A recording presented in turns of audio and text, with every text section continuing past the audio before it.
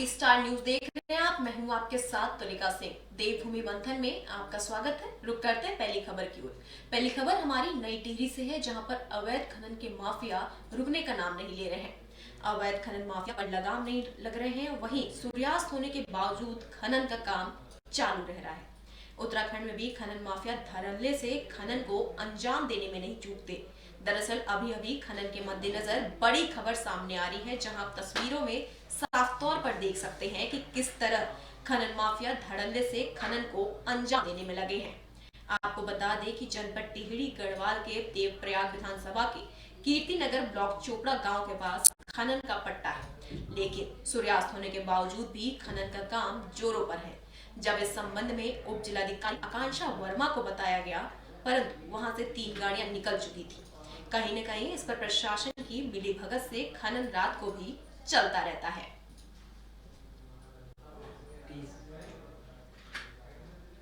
अवैध खनन का मामला सामने आ रहा है। उत्तराखंड में माफिया धड़ल्ले से खनन को अंजाम देने में नहीं चूक रहे। दरअसल अभी भी खनन के मद्देनजर बड़ी खबर सामने आ रही है, जहां तस्वीरों में साफ देख सकते हैं कि किस तरह खनन माफिया धड़ल्ले से खनन को अंजाम देने लगे हैं। आपको बता दें कि जनपद टिहरी गढ़वाल के देवप्रयाग विधानसभा के कीर्तिनगर ब्लॉक चोपड़ा गांव के पास खनन का पट्टा है, लेकिन सूर्यास्त होने के बावजूद भी खनन का काम जोरों शोरों से चल रहा है। जब इस संबंध में उप जिलाधिकारी आकांक्षा वर्मा को बताया गया, तो वहां से 3 गाड़ियां निकल चुकी थी। कहीं न कहीं इस पर प्रशासन की मिलीभगत से खनन रात को भी लगातार चलता रहता है। देवप्रयाग विधानसभा के कीर्तिनगर ब्लॉक चोपड़ा गांव के पास खनन का पट्टा है, लेकिन आपको बता दें सूर्यास्त होने के बावजूद भी खनन का काम लगातार चलता रहता है।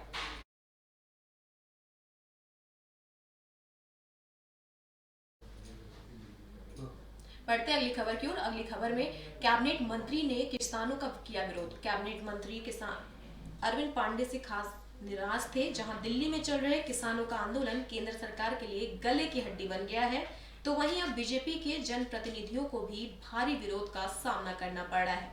जी हां, हम बात कर रहे हैं गदरपुर की, जहां एक कार्यक्रम में प्रदेश के कैबिनेट मंत्री और क्षेत्रीय विधायक अरविंद पांडे ने शिरकत की, लेकिन किसानों के भारी विरोध का सामना करना पड़ा। इस विरोध में मुरादाबाद के नारेबाजी के साथ साथ काले झंडे और कनस्तर बजाकर विरोध किया गया। आपको बता दें कि विगत दिनों सूबे के शिक्षा मंत्री कुछ किसानों के दल को लेकर दिल्ली गए थे, जिसको लेकर क्षेत्र के किसान अरविंद पांडे से खास नाराज हैं और उनके हर कार्यक्रम का विरोध करने की ठानी है, जिसके चलते आज जब गदरपुर क्षेत्र के विजय रामपुरा गांव में कैबिनेट मंत्री और क्षेत्रीय विधायक अरविंद पांडे के पहुंचने पर हंगामा हो गया। किसानों ने अरविंद पांडे का जबरदस्त विरोध किया और काले झंडे दिखाकर वापस जाओ के नारे भी लगाए। ग्रामीणों का कहना था कि कैबिनेट मंत्री कृषि कानूनों के समर्थन में हैं, अनर्गल बयानबाजी कर रहे और घोर विरोध के बीच कैबिनेट मंत्री पांडे कार्यक्रम स्थल पहुंचे, तो लेकिन कार्यक्रम समाप्त कर वापस जाना पड़ा। दिल्ली में बैठे हैं, किसी बॉर्डर पे बैठे हैं, चाहे यहाँ है चाहे वहाँ है, सब किसान मेरे अपने हैं। मैं किसानों के साथ हूँ और इनकी भावनाओं को इस सेंट्रल गवर्नमेंट ने बहुत ईमानदारी से समझा है, इसीलिए इतना बड़ा संकट और इतना बड़ा बिल लेके आई है। मैं सेंट्रल गवर्नमेंट का, नरेंद्र मोदी का, कृषि मंत्री जी का मैं बहुत उत्तराखंड के किसानों की तरफ से उनको धन्यवाद देता हूं। और रही बात जो हमारे किसान आंदोलन में बैठे हैं, निश्चित ही इनकी समस्या का समाधान सकारात्मक होना चाहिए। हमारे किसान भाई बहन जो वहाँ बैठे हैं उनका आंदोलन समाप्त होना चाहिए, मैं ऐसी मांग करता हूँ। देखिए, आज जो विजय रामपुरा गांव है, वहाँ माननीय मंत्री जी का जो कार्यक्रम था स्कूल में, इसमें जो किसान हमारे किसान हैं उनका विरोध भी रहा है। लेकिन इसमें मैं कहना चाहूँगा कि ये मौलिक अधिकार है हमारा, कोई भी व्यक्ति कहीं भी विचरण कर सकता है। माननीय मंत्री जी का कार्यक्रम था तो उनको रोका जाना गलत था, तो अभी पुलिस ने इसीलिए उनका प्रोग्राम ये यहाँ जो होना था वो संपन्न कराया है। अगली खबर हमारी उत्तराखंड के टिहरी गढ़वाल से है, जहाँ पर मोबाइल टावर में अचानक आग लगने से इलाके में हड़कंप मच गया। देवप्रयाग में बड़ा हादसा होने से बच गया। टिहरी गढ़वाल के देवप्रयाग में मौजूद कीर्तिनगर ब्लॉक में सुबह करीब 6 बजे अचानक हादसा होते हुए बच गया। आपको बता दें कि यहाँ येल्लागढ़ गांव पर एक मोबाइल टावर पर अचानक आग लग गई, जिसकी जानकारी स्थानीय महिलाओं ने टावर के कर्मचारियों को दी। हालांकि कर्मचारियों को अभी तक का पता नहीं चला कि आखिर किस कारणों से आग लगी है, लेकिन एक बड़ा हादसा हो सकता था और वही स्थानीय लोगों का कहना है कि हमें तो डर लग रहा है कि कहीं बड़ा हादसा न हो जाए। फिलहाल आग पर काबू पाया गया, परंतु यह जब इस बारे में कर्मचारी से पूछा गया तो उन्होंने कहा जांच का विषय है, किन कारणों से आग लगी है इसका अभी कुछ पता नहीं है, लेकिन जल्द ही पता चल के बताया जाएगा। मुझे करीबन घटना है और बारिश हो रही थी उस समय, पूरा गीला हो रखा था। तो ये पता नहीं बिजली की जो वायर आ रही है वहाँ से घर के लिए, किसी के पड़ोसी में घर है उनके यहाँ वायर आ रही है, उसमें शॉर्ट सर्किट हुआ और वो शॉर्ट सर्किट होने के कारण वो नीचे गिरी तार, उससे अर्थिंग पकड़ा उसने और आग का माहौल बन गया। कुछ देर के लगा कि हाँ भाई काफ़ी नुकसान होने वाला, इसलिए हमने तार वाले को फ़ोन किया, वही पहुँच गए थे मौके पे, लेकिन फिर वो शांत हो, बारिश भी गिर रही थी, फिर वो बुझ गई और फिर से इससे खतरा होते हुए टल गया। खबर उत्तराखंड के उत्तरकाशी से है, जहां पर पहाड़ी इलाकों में बर्फबारी पड़ने से जनजीवन अस्त व्यस्त हो गया है। कड़ाके की ठंड के साथ उत्तरकाशी के ऊंचाई वाले क्षेत्रों में मंगलवार सुबह से भारी बर्फबारी जारी है। बर्फबारी के कारण जनपद के ऊंचाई वाले इलाकों हर्षल घाटी सहित बड़कोट के गीट पट्टी और मोरी के दूरस्थ गांव में जनजीवन अस्त व्यस्त हो गया है। हालांकि अभी जनपद के सभी मुख्य मार्ग सुचारू हैं, तो वहीं आपदा कंट्रोल रूम से बर्फबारी के कारण होने वाले दिक्कतों की जानकारी ली जा रही है। साथ ही सड़क संबंधित विभागों को अलर्ट पर रखा गया है। उत्तरकाशी जनपद के ऊंचाई वाले इलाकों में सोमवार देर रात से लगातार बर्फबारी जारी है, तो वहीं निचले इलाकों में बारिश के कारण तापमान में भारी गिरावट देखने को मिल रहा है। जनपद के गंगोत्री और यमुनोत्री धाम सहित हर्षल घाटी के 8 गांव पूरी तरह बर्फ से ढक गए, तो वहीं बड़कोट के गीट पट्टी के दर्जनों गांव सहित मोरी के पर्वत क्षेत्र के गांव भी बर्फबारी से बर्फ से छा गए हैं। उत्तरकाशी जनपद में मंगलवार का उच्चतम तापमान 14 डिग्री सेल्सियस और न्यूनतम तापमान 10 डिग्री सेल्सियस है, तो वहीं यमुनोत्री धाम में उच्चतम -4 डिग्री और न्यूनतम -6 डिग्री और गंगोत्री धाम में उच्चतम 3 और न्यूनतम 1 डिग्री सेल्सियस है। जिला आपदा प्रबंधन अधिकारी देवेंद्र पटवाल का कहना है कि बर्फबारी को देखते हुए सभी सड़कों से संबंधित विभागों को अलर्ट पर रखा गया। वहीं बर्फबारी की परेशानियों की जानकारी ली जा रही है। हम लोग गंगा मैया के शीतकालीन प्रवास मुखबा में हैं और यहाँ पर आप देख सकते हैं कल देर रात से ही यहाँ पर बर्फबारी शुरू है और अभी तक लगभग 1 से 1.5 फीट के करीब बर्फ़ जम चुकी है। और यहाँ पर हम सब लोग जो हमारे मंदिर समिति के कर्मचारी हैं, यहाँ पर सब लोग माँ गंगा की सुरक्षा में तैनात हैं और बर्फबारी का आनंद ले रहे हैं। और इस बार ये सीजन की तीसरी बर्फबारी यहाँ पर हो रही है और जैसे ही मौसम खुलेगा हम सभी पर्यटकों से भी अनुरोध करेंगे कि आप गंगा मैया के दर्शन हेतु शीतकालीन प्रवास ग्राम मुखबा में पधारें, बर्फ का भी आनंद लें और गंगा मैया का दर्शन करें और शुभाशीष प्राप्त करें।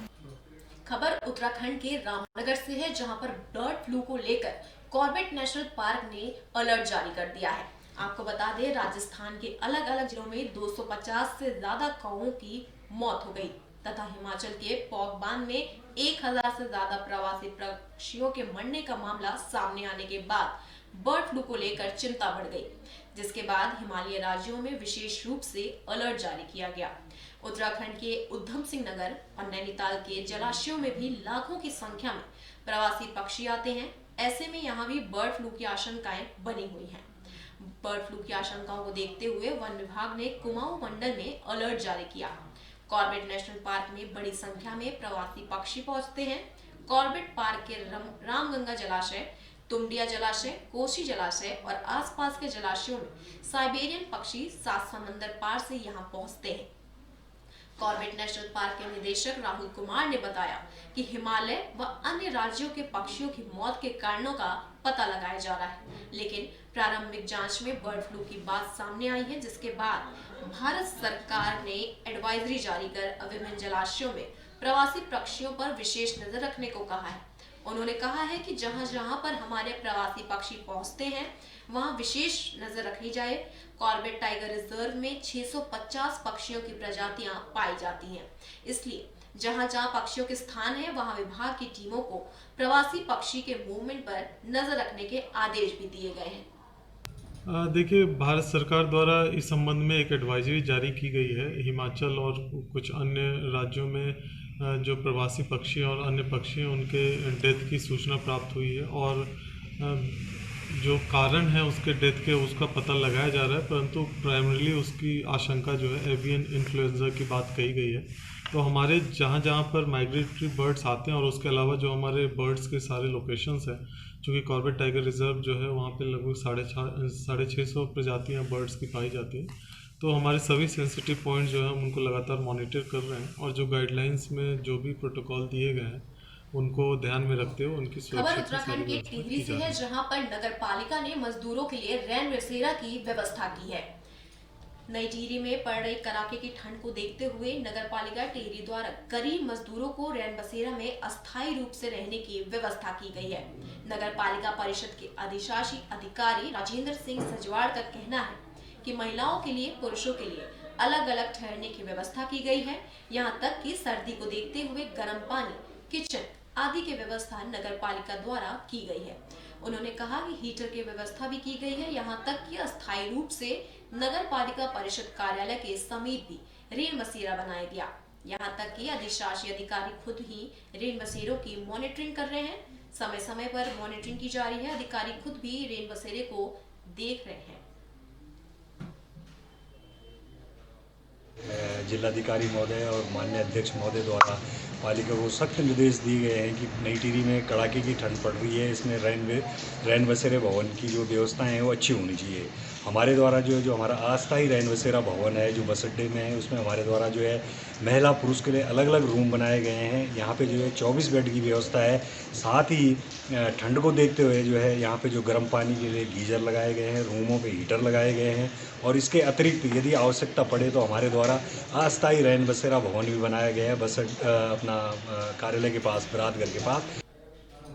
खबर उत्तराखंड के टिहरी गढ़वाल से है, जहां पर आखिर टिहरी के नरेंद्र नगर विकास खंड की पट्टी क्विली के घंडियाल थाना में स्थित गंडागढ़ मंदिर में जो समुद्र तल से 8000 फीट की ऊंचाई पर स्थित है। साल 2021 उन तमाम श्रद्धालु भक्तों के लिए खुशियां लेकर आया है जो भगवान घंटागढ़ पर अपनी अटूट आस्था रखते हैं। जिला पंचायत अध्यक्ष सोना सजवाड़ और सदस्य रघुवीर सजवाड़ ने जिला पंचायत के माध्यम से 20 लाख की लागत से सोलर पंपिंग योजना के जरिए मंदिर में पानी पहुंचाकर काम कर दिखाया, जिसे सदियों से आज तक न तो सरकार और न ही जल निगम कर पाया था। ऊंचे पर्वत शिखर पर बिछी बादलों की गहरी चादर व कंपकपाती ठंड के बावजूद आस्था ठंड पर ऐसी भारी पड़ी कि सोना सजवाड़ लाल लश्कर के साथ 6 किलोमीटर की खड़ी चढ़ाई चढ़कर पर्वत शिखर पर स्थित घंटागढ़ मंदिर पहुंची। मंदिर परिसर में पानी पहुंचाते ही सोना ने उसे गागर में भरा। मंदिर की परिक्रमा की, पूजा अर्चना के बाद मंदिर में जल और प्रसाद चढ़ाया। भगवान घंटागढ़ से मन्नतें मांगी। वहीं मंदिर समिति के पदाधिकारियों सहित उन लोगों में इतना अधिक उत्साह था कि मंदिर में पानी पहुंचते ही भगवान घंटागढ़ के जयकारों के साथ सोना सजवाड़ जिंदाबाद के नारे ने समूचा मंदिर परिसर गूंज उठा। मंदिर परिसर में श्रद्धालु और मंदिर समिति के लोग खुशी से झूम उठे। बाजबुरांश जैसे सघन वनों में बीच पर्वत शिखर पर विराजमान घंटागढ़ मंदिर की भव्यता देखते ही बनती है। कचरों द्वारा 3 किलोमीटर की खाड़ी पर चढ़ाई से पानी का ढुलान 3 रुपए 50 पैसे प्रति लीटर पड़ता था। पानी की समस्या तो दूर हो गई, मगर अब सभी इस इंतजार में है कि मंदिर तक जल्द से जल्द सड़क निर्माण हो और 6 किलोमीटर से अधिक खड़ी चढ़ाई से श्रद्धालुओं को निजात मिल सके। घंटागढ़ के मंदिर से मैं समस्त देश प्रदेश और उत्तराखंड वासियों को जिला पंचायत टिहरी की ओर से हार्दिक शुभकामनाएं और बधाई देती हूँ। और यहाँ पे जो सोलर पंप की योजना शुरू हुई है, यहाँ पे लोगों की उम्मीद भी थी और यहाँ के जो मंदिर समिति के अध्यक्ष हैं, समिति के लोग हैं, पानी की यहाँ पे बहुत रहतराई थी। इस वजह से जो हमारे जिला पंचायत से एक ऐतिहासिक जो सोलर पंपिंग बनी है, ये अभी उत्तराखंड में कहीं नहीं है। जिला पंचायत के माध्यम से 20 लाख की लागत से एक सोलर पंपिंग बन चुकी है। उत्तराखंड देव भूमि के नाम से जाना जाता है पूरे विश्व में, और इसी बात को लेकर के नरेंद्र नगर विधानसभा के अंतर्गत पट्टी क्विली के घंडियाल डांडा में घंटाकरण का बहुत बड़ा भव्य मंदिर बनाया गया है और सदियों से उस मंदिर में पूजा अर्चना होती थी, श्रद्धालु जाते थे, लेकिन वहाँ पर पानी की बहुत बड़ी किल्लत थी। 3 किलोमीटर की खड़ी चढ़ाई से खच्चरों के द्वारा पानी वहाँ मंगाया जाता था, ढुलान किया जाता था और 3.5 रुपये का लीटर 1 लीटर पानी वहाँ पर आज पड़ता है। लेकिन टिहरी की जिला पंचायत अध्यक्ष श्रीमती सोना सजवान ने 20 लाख की लागत से वहाँ पर सोलर पंपिंग योजना के द्वारा पानी पहुँचा दिया है और लोग बड़े गदगद हैं। जैसे पानी की बौछार नल के द्वारा मंदिर परिसर के एरिया में हुई, सोना सजवान ने गागर भर करके मंदिर की परिक्रमा की है और भगवान घंटाकरण से मन्नतें मांगी हैं और लोगों ने वहाँ पर, श्रद्धालुओं ने और तमाम समिति के सदस्यों ने, पदाधिकारियों ने घंटाकरण के नारे लगाने के साथ सोना सजवान जिंदाबाद के नारे भी लगाए हैं।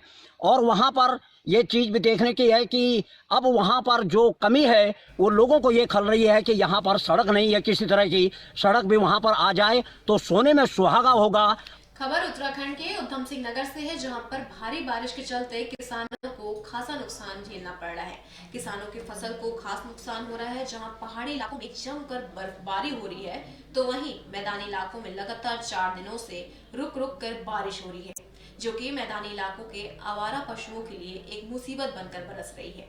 तो वहीं साल की पहली बारिश तो किसानों के लिए फायदेमंद था, लेकिन 4 दिनों से रुक रुक कर बारिश और रात में लगातार तेज बारिश किसानों के लिए अब कहर बनकर बरस रही है, जिससे किसानों को भारी नुकसान का सामना करना पड़ेगा। साथ ही ये बारिश ठंड का प्रकोप भी बढ़ा देगी। आपको बता दें कि जहां साल की पहली बारिश किसानों के लिए एक अमृत के समान बरसती थी, तो अब ये बारिश किसानों के लिए आफत बनकर बरस रही है। इन बारिश से किसानों के मटर और आलू व लाही की फसल को भारी नुकसान है, जिससे किसानों की मटर और आलू व लाही की सैकड़ों एकड़ फसल नष्ट हो सकती है। इसलिए किसानों के माथे पर चिंता बढ़ती ही जा रही है। पहाड़ी क्षेत्रों में बर्फबारी से मैदानी इलाकों में कड़ाकी ठंड बढ़ गई है। वहीं बारिश इंसानों के साथ साथ आवारा पशुओं पर आफत बनकर बरस रही है। कड़ाके की ठंड और पड़ रही है तेज बारिश में खुले आसमान के नीचे खड़े होने को आवारा पशु मजबूर हो गए हैं। इस दौरान किसानों का कहना है कि साल की पहली बारिश हमारे लिए बहुत ही लाभदायक था, लेकिन इस लगातार और तेज बारिश से हमें भारी नुकसान का सामना करना पड़ेगा। साथ ही आलू, मटर, लाही की फसल तो नष्ट हो जाएगी, साथ ही गेहूं की फसल को भी नुकसान है, क्योंकि जिनका नीचे जमीन पर गेहूं लगा है उसमें पानी भर जाएगा तो गेहूं की फसल नष्ट हो जाएंगी। एक आलू को और गेहूं को भी नुकसान है इसमें, मैं बताऊंगा आपको। क्यों गेहूं जो नीचे की जगह की है, पानी भर गया वहाँ तो बिल्कुल नुकसान ही है, बेकार हो जाएगी, उखड़ने वाली हो जाएगी। और आलू को सबसे ज़्यादा है। बारिश से तो हर किसान को फायदा हुआ था और इस बारिश से, हवा से तेज चलने से और बारिश होने से आलू के लिए और मटर के लिए नुकसान है। खबर उत्तराखंड के कोटद्वार से है, जहां पर युवा कार्यकर्ताओं ने कांग्रेस का पुतला, बीजेपी का पुतला फूका। उन्होंने बीजेपी पर बरसे कार्यकर्ता उन्होंने पुतला फूका है। उत्तराखंड के कोटद्वार में बीजेपी प्रदेश अध्यक्ष बंशीधर भगत द्वारा नेता प्रतिपक्ष इंदिरा हृदयेश पर आपत्तिजनक बयानबाजी को लेकर कांग्रेस के कार्यकर्ताओं में भारी आक्रोश दिखाया गया, जिसके चलते कांग्रेस को घेरने का एक नया मुद्दा मिल गया है। इसे लेकर कांग्रेस के कार्यकर्ता लगातार विरोध कर रहे हैं। आपको बता दें, भीमताल में एक सभा के दौरान बंशीधर भगत ने नेता प्रतिपक्ष डॉक्टर इंदिरा हृदयेश की उम्र को लेकर आपत्तिजनक बयानबाजी की, जिसको लेकर युवा कांग्रेस के कार्यकर्ताओं ने नारेबाजी करते हुए प्रदेश अध्यक्ष बंशीधर भगत का पुतला फूंककर विरोध प्रदर्शन किया। वहीं यूथ कांग्रेस के कार्यकर्ता सूरज कांति ने कहा, जो सरकार बेटी पढ़ाओ बेटी बचाओ का नारा देती है, वहीं भारतीय जनता पार्टी के प्रदेश अध्यक्ष बंशीधर भगत द्वारा कांग्रेस के नेता प्रतिपक्ष इंदिरा हृदयेश की कई टिप्पणी से इनकी करनी और कथनी पता चलता है। टिप्पणी को लेकर आम जनता और मातृशक्ति में भारी रोष व्याप्त है। यूथ कांग्रेस कोटद्वार के द्वारा बंशीधर भगत जी का पुतला दहन किया गया, क्योंकि बंशीधर भगत जी के द्वारा नेता प्रतिपक्ष इंदिरा हृदयेश जी के लिए जो अपशब्दों का प्रयोग किया गया, जो गलत बातों का प्रयोग किया गया, उससे आम जनता में और मातृशक्ति में काफ़ी रोष व्याप्त है, जिसका हम पुरजोर विरोध करते हैं। और बेटी पढ़ाओ बेटी बचाओ जैसे जो नारे जो वर्तमान समय में ये सरकार दे रही है, इसके चरित्र का पता चलता है कि वर्तमान समय में किस तरीके की चीज़ें इनके मन और मस्तिष्क के अंदर बसी हुई है, जिसका हम पुरजोर विरोध करते हैं। उधम सिंह नगर के उत्तराखंड से है, जहां पर एप्पल बेर का उत्पादन किया जा रहा है। किसानों ने एप्पल बेर का उत्पादन किया। अब उत्तराखंड के बाजारों में बेर मिलेगी। ताइवान प्रजाति के एप्पल बेर की खेती अब उत्तराखंड में भी होने लगी है। प्रदेश में पहली बार उधम सिंह नगर जनपद में एक किसान द्वारा एप्पल बेर का उत्पादन किया गया। इसके लिए किसान को पश्चिम बंगाल की शबनम नर्सरी द्वारा सहयोग किया गया। कश्मीरी एप्पल बेर की पहली फसल मार्च में पूरी होने जा रही है। पेड़ में लदे ये फल सेब नहीं बल्कि ताइवान प्रजाति की बेर है। ताइवान प्रजाति की बेर अब उत्तराखंड के बाजारों में भी आसानी से मिल सकती है। उत्तर प्रदेश, हरियाणा, महाराष्ट्र, आंध्र प्रदेश, केरल राज्यों के बाद अब ताइवान प्रजाति की कश्मीरी एप्पल बेर उत्तराखंड में भी किसान उगाने लगे हैं। उधम सिंह नगर जनपद के किच्छा तहसील के रहने वाले किसानों ने इस प्रजाति की बेर की खेती शुरू कर दी है, जिसकी पहली क्रॉप मार्च में तैयार हो जाएगी। दरअसल पंतनगर किसान मेले में पश्चिम बंगाल की शबनम नर्सरी द्वारा स्टॉल लगाकर उधम सिंह नगर जनपद के किसान को 1 एकड़ के लिए 400 कश्मीरी एप्पल के पौधे उपलब्ध कराए गए थे। अप्रैल 2020 में पौधों का रोपण करने के बाद महज 8 महीनों में ताइवान प्रजाति के पेड़ में फ्रूट लगने लगे। हालांकि अभी एप्पल बेर को पकने में 3 माह का वक्त बचा है, लेकिन खरीदार अभी से किसानों के खेत में क्रॉप की पहली फसल को खरीदने के लिए पहुंच चुके हैं, जिसे देख किसान भी काफी खुश दिख रहे हैं। पिछले कई सालों से फल पौधों पर काम कर रहे पश्चिम बंगाल की नर्सरी शबनम के ओनर अयान ने बताया कि ताइवान प्रजाति की कश्मीरी एप्पल बेर की इस प्रजाति की खेती कर किसान कम लागत पर अधिक मुनाफा कमा सकता है। मौजूदा समय में बाजार में इस वैरायटी के बेर की कीमत 50 से 60 रुपए किलो है। 1 एकड़ में किसान इस फसल से 2.5 से 3 लाख रुपए आराम से कमा सकता है। सब अभी तो शुरुआती है, उम्मीद है इसमें बहुत अच्छा प्रॉफिट दे जाएगा मुझे। मार्केट में डिमांड भी बहुत अच्छा है। अभी से जो है ठेकेदार लोग आ रहे हैं इसको मतलब भाव मोल करने के लिए, लेकिन अभी जब तक मैच्योर नहीं हो तब तक मैं इसको रेट तय नहीं कर रहा हूँ। 15 से मेरे से और मतलब 15 दिन मेरे खेत तैयार करने में लग गया। 1 अप्रैल से मैंने इसको लगाना शुरू किया है। 9 महीना हो रही है, फल आप देख रहे हैं आपके सामने। ये मेनली ताइवान की प्रजाति है। ताइवान से हमारा बांग्लादेश के थ्रू हमारा शबनम नर्सरी कलकत्ता में आए थे, वहाँ से हम पंतनगर किसान मेला में आए थे। तो ये जो हमारा किसान भैया है उनको हम ये प्रजाति दिए थे। कितने कश्मीरी एप्पल बेर इसका नाम है। मेनली कश्मीर के एप्पल जैसा होता है वो देखने में। बिल्कुल पहले किसान है, इधर लगा है। यह मार्केट वैल्यू आप मान के चलिए मिनिमम अभी तक मैच्योरिटी हुआ नहीं, इसका मैच्योरिटी होने में और भी 1 महीना लगेगी। इसके बाद इनको 55 से 60 रुपये के आसपास मिनिमम किलो बिकेगी इसको। खबर उत्तराखंड के धारचूला से है, जहां भारतीय सैनिकों ने पराक्रम किया। 16 दिसंबर से भारत और पाकिस्तान युद्ध में भारतीय सैनिकों के पराक्रम को जन जन तक पहुंचाने के लिए दिल्ली के शहीद स्मारक से देश के प्रधानमंत्री नरेंद्र मोदी के द्वारा विजय मशाल यात्रा का उद्घाटन किया गया था। स्वर्ण विजय वर्ष यात्रा पूरे देश में आयोजित की जा रही है, जो बुधवार को कुमायूं स्काउट में पहुंची। ऑर्डिनरी कैप्टन दीवान सिंह और उप कमान अधिकारी लेफ्टिनेंट कर्नल प्रदीप सिंह के द्वारा विजय मशाल पहुंचने पर स्वागत किया गया। स्काउट के ऑडिटोरियम में मशाल को स्थापित किया गया। वहीं कार्यक्रम के मुख्य अतिथि बीआरओ के कमांडर एनके शर्मा के द्वारा कार्यक्रम विधिवत उद्घाटन किया गया। कर्नल उमेश्वर, उप कमान अधिकारी लेफ्टिनेंट कर्नल प्रदीप सिंह के द्वारा 8 पूर्व सैनिक तथा 2 वीरांगनाओं को सम्मानित भी किया गया। वहीं उप कमान अधिकारी प्रदीप सिंह ने कहा कि यह यात्रा देश के प्रत्येक नागरिकों को प्रेरित करने वाली है, देश की अखंडता को बनाए रखने के लिए प्रेरणा देने का कार्य करेगी। साथ ही युद्ध में शामिल होने वाले शहीदों के गांवों से मिट्टी भी लाई गई, जिसे यात्रा के साथ चल रहे जवानों को सौंपा गया। यह मिट्टी शहीद स्मारक दिल्ली में रखी जाएगी। यात्रा में साथ चल रहे 6 गढ़वाल रेजिमेंट के जेसीओ दिलीप सिंह ने बताया कि यह मशाल को देश के चारों दिशाओं में दिल्ली से निकाली गई है, जिसका समापन भारत पाक के युद्ध के 50 वर्ष पूरे होने पर 16 दिसंबर 2021 को दिल्ली वॉर मेमोरियल में किया जाएगा। 1971 की भारतीय सेना की विजय को प्रतीकात्मक स्वरूप पूरे देश के कोने कोने में पहुंचाने के लिए विजय मशाल को भारतीय देश के माननीय प्रधानमंत्री श्री नरेंद्र मोदी ने दिल्ली के वॉर मेमोरियल से देश के हर कोने में अग्रेसित किया है। यह विजय मशाल आज मिलिट्री स्टेशन धारचूला पहुंची थी, जहां पर 1971 के शूरवीर योद्धाओं व उनके परिजनों को यहाँ पर सम्मानित किया गया। इस विजय मशाल का मेन उद्देश्य है कि देश के कोने कोने में रहने वाले हर भारतवासी को इस युद्ध के प्रति जिन लोगों ने अपनी शहादत दी है उनके प्रति प्रेरणा हासिल कर देश के निर्माण के लिए हम आगे कार्य कर सकें। कल हमें नेशनल वॉर मेमोरियल दिल्ली से हमारे प्रधानमंत्री द्वारा ये 4 मशालें जो है प्रज्वलित की गई, जो कि देश के चारों कोनों में जारी हैं, और एक मशाल हमने रिसीव की है प्रधानमंत्री हाथों द्वारा, जो कि हम उत्तर भारत में घुमा रहे हैं। देवभूमि मंथन में फिलहाल के लिए इतना ही। देश और दुनिया की तमाम खबरों के लिए देखते रहिए AB स्टार न्यूज़। नमस्कार।